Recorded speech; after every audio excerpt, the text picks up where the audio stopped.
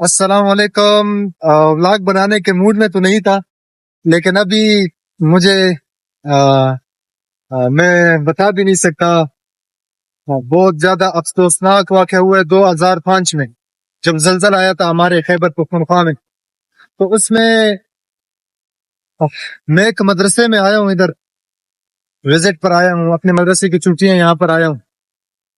तो यहाँ पर जो मदरसे का मुहतमिम है वो फरमा रहे हैं कि इधर जो मदरसा था 3 मंजिला था और 2 मंजिल जमीन के नीचे जलजले में नीचे दब गए थे और बच्चे यहाँ नीचे शहीद हो चुके. मैं आपको वो जगह बताता और उनसे बात भी करते हैं, जो मदरसे का यहाँ का मालिक है उनसे बात भी करते हैं. ये नजारा आप देख लें भाई, ये मदरसा अभी नया बना हुआ है. ये वो मदरसा है जो जलजले में नीचे जमींदोज हो गया. अस्सलाम वालेकुम मौलाना. अस्सलाम रहमतुल्लाह. कैसे हैं? खैरियत से? अल्हम्दुलिल्लाह, शुक्र. ठीक है. अच्छा, अभी आप मुझे बता रहे थे, मैं व्लॉगिंग के मूड में नहीं था जी, लेकिन आपने जो बात की है अभी मैं दिल कर रही कि मैं लाजमी इस पर वीडियो बनाऊं.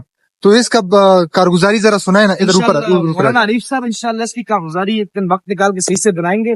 मुख्तसर अल्फाज में बताने लगा हूँ कि ये जो मदरसा है इसके अंदर 32 से 33 तलबा जो है तो वो जमीन दोष हो गए थे जलजले के अंदर, शहीद हो गए थे, जिनकी मैयत नहीं निकाल सके. उनकी वरसा से ने पूछा कि हम अगर आप इजाजत है तो जो हमारा बच्ची है इसको हम तोड़ दें. तो उन्होंने कहा कि वैसे भी वो हमारे पास नहीं है, शहीद हो चुके हैं, तो हमने अल्लाह की रजा के लिए उनको छोड़ दिया है मदरसे के. तो इसलिए वो अभी जमीन में उनकी जो है यही उनकी तकसीम हुई है. तो ये मदरसा जलजले में बर्बाद, पूरे बालाकोट के अंदर आपको मालूम है कि मस्जिद जामा मस्जिद तैयब में शहीद रहमतुल्लाह अलैह ये शहीद हो गई थी. ये मदरसा सब कुछ शहीद हो गया था, कुछ नहीं बचा. हाँ. ये कारगुजारी मुख्तसर अल्फाज में. अच्छा, ये वो मदरसा है ना जहाँ पर ये जो नीचे मंजिल है, ये नीचे, जी जी जी, ये नीचे जमीन के नीचे बाकी जी. ये तो बाद में बना हुआ वो इलाका मैं आपको बताता हूँ. मेरे साथ आया ना माशाल्लाह.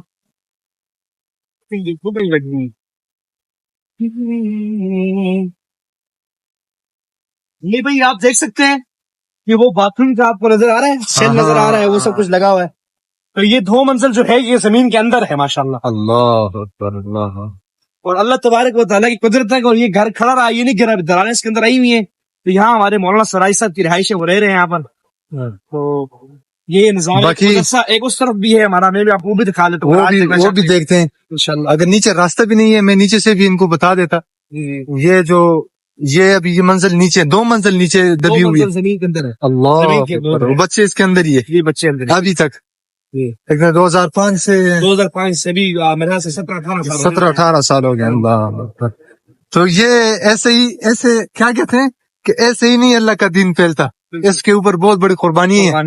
ये छोटे छोटे नन्हे मन्ने बच्चों की कुर्बानी है. कुरान पढ़ते हुए अल्लाह की रजा की खातिर शहादत. अल्लाह. बहुत अजीम मौत है ये.